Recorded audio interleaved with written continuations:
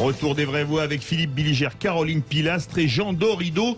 Xavier Bertrand était hier soir aux 20h de TF1, on l'écoute. Oui, je participerai à ce congrès. Parce que ce congrès, c'est la seule façon d'avoir le plus vite possible un seul candidat de la droite et du centre. Vous l'avez entendu, oui, je participerai à ce congrès. Il l'a déclaré hier sur le plateau de TF1 tout en remerciant les Républicains, je cite, d'avoir écarté la primaire. Un Xavier Bertrand qui s'est défendu d'avoir changé d'avis alors qu'il avait depuis toujours écarté l'idée de participer à une primaire ou à un congrès, sauf à un congrès de rassemblement lui offrant la candidature, indiquant, je cite, le choix de la facilité aurait été de faire cavalier seul. Xavier Bertrand a-t-il une chance d'être nommé candidat par le congrès LR? Vous êtes désormais 15% à dire oui. Avec nous, Luc Gras, politologue, bonjour. Bonjour Philippe. Luc Gras, les militants LR penchent à droite. Est-ce que cela ne tue pas tous les espoirs de Xavier Bertrand et Valérie Pécresse qui ont quitté le navire dirigé par le capitaine Vauquier pour cause de navigation trop à tribord? Alors c'est effectivement toute la question pour Xavier Bertrand, c'est son image un peu brouillée. Il a développé une stratégie qui était un peu gaulienne, de sortir du parti et d'aller se présenter seul devant les Français. Et là, patatrac, il revient, pour des raisons que l'on peut comprendre, il revient devant les militants. Donc son image va être un petit peu brouillée. C'est l'un des éléments forts qui tenterait à répondre par la négative à votre question, a-t-il des chances de gagner? L'autre chose, c'est qu'il revient à l'intérieur du parti où, croyez-moi, il est attendu. L'appareil du parti n'a jamais accepté cette forme de traîtrise, selon eux, de la part de Xavier Bertrand. Monsieur Vauquier, Monsieur Retailleau, qui ont un certain nombre de soutiens à l'intérieur du parti, je pense, l'attendent assez confortablement. Enfin, sur ce point, il y a également mettez-vous à la place des militants de la Fabrique, c'est-à-dire des gens qui l'ont suivi dans sa stratégie de sortir du parti et qui entendent aujourd'hui Xavier Bertrand lui-même dire qu'il n'a pas l'intention de reprendre sa carte, mais les consignes ont déjà été passées aux militants de la Fabrique de re-rentrer dans les Républicains pour voter naturellement pour leur candidat favori, Xavier Bertrand. Philippe Billiger, qui lui aussi navigue à tribord, on peut le dire. Je continue évidemment à soutenir Xavier Bertrand et évidemment j'espère un petit peu tout de même dans sa victoire. Mais le problème de Xavier Bertrand, c'est que d'abord j'avais trouvé un petit peu difficile le point de vue gaulliste qu'il affectionnait. C'est pas si facile de dire qu'on a un rapport entre un homme et un peuple. Tout le monde n'a pas la légitimité du général de Gaulle. Deuxièmement, et c'est le ressort fondamental, il n'a pas tué le match. Même s'il est dans toutes les enquêtes celui qui est le mieux placé pour le second tour. Mais il n'a pas tué le match et les autres candidats, légitimement, ont dit qu'il restait en lice. Alors, il n'avait pas le choix. Il était dans un étau où il allait dans le Congrès, où il n'y allait pas. Il était qualifié de diviseur, puisqu'il a toujours dit qu'il ne pouvait y avoir qu'un candidat à droite au premier tour.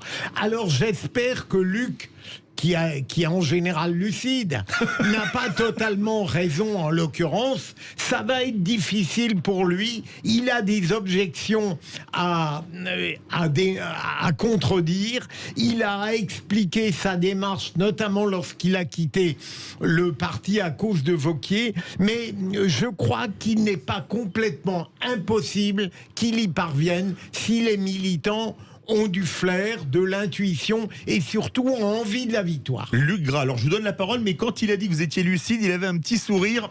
Je ne sais pas si c'était du lard ou du cochon. On vous écoute. Alors, contrairement à Philippe, moi j'ai une obligation de réserve, donc je ne prendrai évidemment pas parti. J'essaye d'éclairer les choses. En faveur de la thèse de Philippe Billiger, il y a trois éléments, parce que j'ai préparé l'émission. C'est que c'est quand même un ancien président de la famille politique. Et donc, il a quand même, on peut le supposer, quelques appuis à l'intérieur. Deuxièmement, il revient un petit peu dans le giron du parti, un peu comme, vous savez, dans un ancien texte, l'enfant prodigue, le fils prodigue. Donc ça j'ai senti, en interrogeant des militants aujourd'hui, que certains militants ne sont pas insensibles au fait qu'il revient à l'intérieur. Ensuite, dernier point, il ne faut quand même pas l'oublier, pour l'instant, il est plutôt en tête des sondages. Donc, vous voyez, trois éléments qui tentent à nuancer un petit peu mon propos précédent. Oui, Jean Dorido. Oui, alors pour filer la métaphore du fils prodigue, brillamment introduite par Luc Gras, on peut rappeler quand même que dans l'évangile du fils prodigue, le père fait tuer le veau gras, se réjouit de son retour. Là, je ne suis pas sûr justement que ce soit le cas chez les Républicains concernant monsieur Xavier Bertrand. Et non, mais alors je vais vous dire, le comble, c'est que du coup, je trouve que ce congrès finit par faire regretter en fin de compte l'absence de primaire chez les LR, parce qu'on se souvient, il y a 5 ans, de l'énorme succès populaire de cette primaire qui était ouverte à tous les Français. Il y avait eu des millions, 4 millions si je peux me permettre. pas loin de 5 même, me semble-t-il, de personnes qui s'étaient déplacées pour voter, pour vraiment y compris les gens de gauche. On a vu des témoignages. C'était ouvert à tout le monde, voilà, c'est ce qu'ont fait les Europe Écologie Les Verts. C'était salué, je trouve, d'avoir ce courage, pour le coup, ce cran politique de dire, écoutez, nous on s'ouvre, voilà, à qui veut, pour sélectionner notre porte-voix. Là, on va avoir un congrès. Pardon, moi dans mes si vous voulez, c'est un truc, je ne comprends pas comment ça marche. Moi, je suis extérieur à tout ça. Je me rappelle, vous savez, du vote pour le patron des LR à l'époque, avec les carabistouilles entre François Copé, Jean-François Copé et François Fillon à l'époque. Avec, ah non, c'est moi qui ai gagné. L'autre 5 minutes après. Non, alors je me réjouis, j'ai gagné. Les deux qui disent j'ai gagné, avec du bourrage d'urne, avec des trucs, mais c'est stalinien, c'est d'un autre âge. Comme au PS, entre Ségolène Royal et Martine Aubry au congrès de Reims. Exactement. Donc si vous voulez, c'est complètement... Bourrer les urnes à droite ou à gauche, c'est pareil. Oui, exactement. Pour le 4 donc c'est je n'en sais rien. Voilà, moi je ne sais pas comment ils se débrouillent les Républicains. Ce que je sais, qu'ils vont nous sortir du chapeau, voilà, quelqu'un. Je ne sais pas si ce sera Madame Pécresse, Monsieur Bertrand, Monsieur Barnier, le dur de dur de chez dur. Je ne sais pas. Voilà, on verra. Le truc, c'est que ça arrive quand même ultra tard, le 4 décembre. Donc il se tire et donc en fin de compte, on sait bien, il faut énormément d'argent pour faire une campagne présidentielle, et avec nos impôts, le LR, parce que c'est la règle de la démocratie, ils ont énormément d'argent parce que beaucoup d'élus, donc il y a un trésor de guerre, et voilà, on ne sait pas, donc il va sortir quelqu'un le 4 décembre, on ne sait pas qui c'est, on verra. La parole à Luc Gras. Mais vous... À Luc Gras, bien sûr, il a encore la chance de parler. Il faut resituer les choses dans leur perspective. À l'origine, je vous rappelle, il y avait un candidat naturel pour LR cette fois-ci, qui était probablement François Baroin, très en vue auprès de Christian Jacob, de l'état-major et des militants. Ils se sont trouvés un petit peu orphelins. Et c'est ainsi le temps n'a pas été favorable à la mise en place de l'organisation de primaires ouvertes. Et donc, on revient à l'intérieur du parti. 2 observations. Copé, Fillon, non pas François Copé et Jean-François Fillon, mais le contraire. Jean-François Copé et François Fillon, c'était pas un combat de même nature, puisqu'il s'agissait de prendre la présidence du parti. Là, il s'agit des primaires pour la présidentielle. Donc, c'est une première observation. Et la deuxième observation, c'est qu'on est avec des personnes qui sont complètement orphelines. Et reprenez l'exemple de Christian Jacob, qui était pour François Baroin. Il ne savait plus où naviguer. Et donc, il se rattache finalement à cette option qui fait que finalement, tout le monde est un petit peu à côté de la plaque. Dernier point, par rapport à Michel Barnier, je voudrais expliquer la chose suivante. En campagne électorale, par nature, on grossit le trait de là où on n'est pas fort pour essayer justement de compenser. Michel Barnier n'a pas du tout l'image de quelqu'un de dur et de droite dure. Et du coup, comme il voit Zemmour, qu'il voit tout le monde un peu comme ça, il compense le trait, ça s'appelle la politique. Caroline Pilastre, et après on part au 0826 300 300. Non mais Monsieur Bertrand va rentrer dans le moule alors qu'il ne s'est pas beaucoup préoccupé du parti ces derniers temps. Il a besoin de l'argent du parti. Oui. Certes, Philippe, je vous rejoins, il est apprécié par beaucoup de militants, donc il est le premier actuellement dans les sondages, mais ce ne sont que des sondages. On est quand même à 6 mois de la présidentielle. Mais beaucoup de militants lui en veulent justement pour cette raison. Parce qu'il a quitté le navire, il sait aussi très bien que s'il y a 2 candidats, ils n'auront aucune chance de gagner parce que ça va diviser les voix une fois de plus. Et moi, je regrette vraiment que depuis 2017, les LR n'aient pas fait l'introspection de ce qui s'est passé avec l'affaire Fillon. Parce que quand vous parlez encore à beaucoup de militants, actuellement, le patron, navré de vous décevoir, mais ça reste Nicolas Sarkozy qui a récupéré l'affaire Copé-Fillon à l'époque. C'est grâce à lui que l'UMP n'a pas coulé et est devenu les LR. Sinon, ce parti n'existerait plus à ce jour et serait peut-être totalement la Macronie ou potentiellement officiellement la Zemmouri, appelez ça comme vous voulez. Sauf que, voilà, moi j'aimerais avoir un petit peu plus de sincérité chez ces personnes, et je te rejoins totalement là. Parce que quand on les entend, pardon Jean, quand on les entend précédemment sur les chaînes d'infos arriver avec leur certitude, leur conviction, et dire tout et son contraire par la suite, surtout que quel va être un peu le programme de monsieur Bertrand? C'est de taper sur Macron beaucoup moins que sur Zemmour, justement. Est-ce que c'est véritablement un programme de campagne? La seule différence, c'est le côté non multiculturaliste de Xavier Bertrand, où là, il y a une place à prendre, justement, je pense, dans l'espace entre la Macronie et la Zemmourie. Jean Dorido, très court. Philippe Bilger, très court. On part au 0826.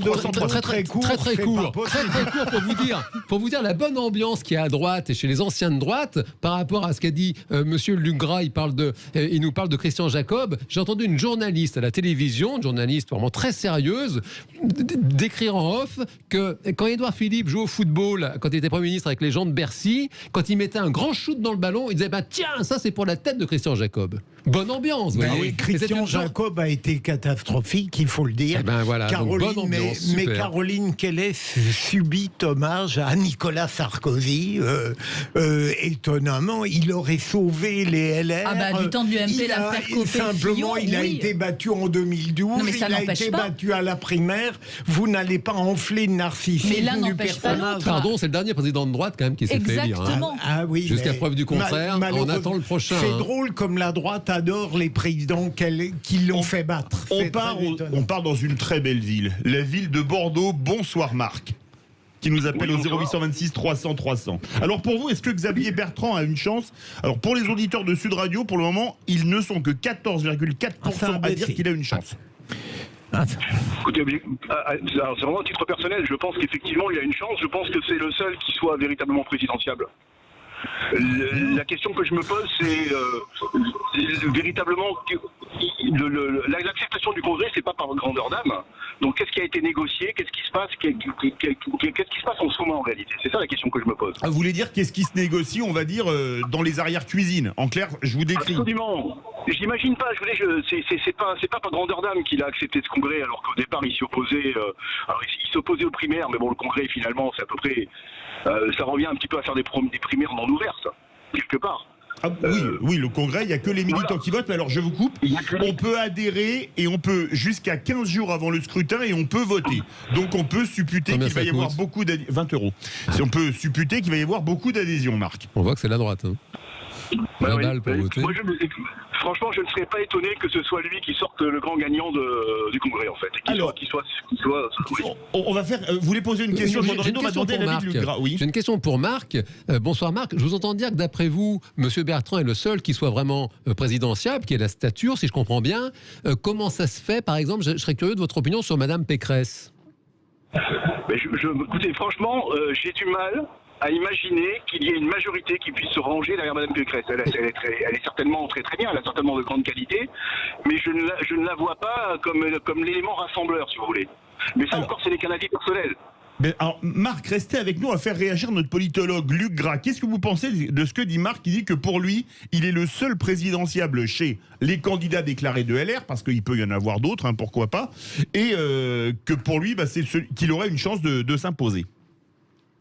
Alors, je pense que c'est un point de vue qui émane de quelqu'un qui a une certaine sympathie pour Xavier Bertrand, parce que objectivement, dans les sondages, il n'a pas plié le match, comme on dit. On le voit bien dans les sondages, il est 2 points devant Valérie Pécresse, 5 points devant. À ce stade-là de l'année, rien n'est décisif. Rappelez-vous, en 95, quand Jacques Chirac est élu président, même en février, il était encore à 12%. Donc, vous voyez, rien n'est plié. Non, je voulais simplement apporter la précision suivante sur la question de notre auditeur.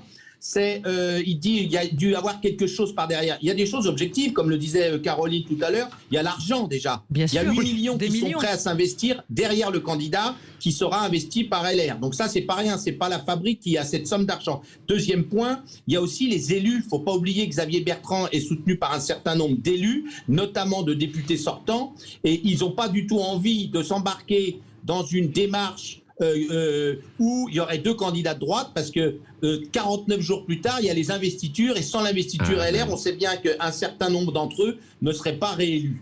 Mais ne pensez-vous pas rapidement que tactiquement, c'est une très mauvaise chose, on le disait plus ou moins en pointillé tout à l'heure, que celui qui va ressortir gagnant arrive le 4 décembre, sachant que Zemmour a rabattu les cartes par rapport à la présidentielle. Pour moi, c'est extrêmement tardif et ça va être contre-productif. Caroline, attendons lorsque Zemmour sera officiellement candidat. Je ne suis pas persuadé qu'il va continuer à monter.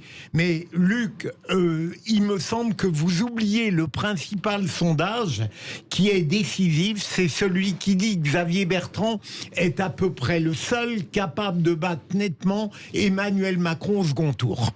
Oui, j'entendais vraiment une ceinture noire de sondages l'autre jour, pareil, que j'écoutais attentivement, et qui disait, c'était très bien expliqué, que en fait, c'est complètement bidon, les sondages de second tour, ça ne veut absolument rien dire. Mais oui, parce que mais manifestement, mais parce que quand on les écoute, ce sont des photos instantanées, et donc si vous voulez, c'est tellement plus qu'hypothétique qu'en fin de compte, finalement, ça ne dit vraiment pas grand-chose. Vous êtes une sorte de cynique. Non, parce que écoutez, si on écoutait les médias à l'époque, ainsi que les sondeurs, c'était Juppé, président, Balladur, Juppé. Voilà, le mot de la fin à Luc Gras. Mais c'est tout à fait juste, mais là, c'est exactement ça. C'est qu'à ce stade-là, je comprends bien l'argument qui dirait on plie le match, c'est terminé. Mais il n'est pas plié le match. Balladur, là, au mois de octobre-novembre, il était largement devant. Et pour avoir bien connu la disposition d'esprit de Chirac à l'époque, jamais il a abandonné. Et aucun des candidats actuels, que ce soit Valérie Pécresse, au passage, petite salutation aux femmes, parce qu'on sort en Allemagne de 16 ans de gouvernance par Madame Merkel, et nous, on trouve toujours bizarre qu'éventuellement une femme pourrait être élue présidente de la République. Bon, je ferme la parenthèse. Mais à ce stade-là, le match n'est pas plié. Donc, mon cher Philippe, l'argument en tête dans les sondages et devant Macron, à mon sens, en novembre, ne tient pas. Un sondage ponctuel ne veut rien dire, mais lorsqu'il se confirme tout au long des mois, il veut dire quelque chose. Eh bien, écoutez, on fera le point. Merci beaucoup à Marc de Bordeaux. Merci à Luc Gras, politologue. Verdict sur Twitter. Xavier Bertrand a-t-il une chance d'être nommé candidat par le Congrès LR? Vous êtes 14,4% à dire oui.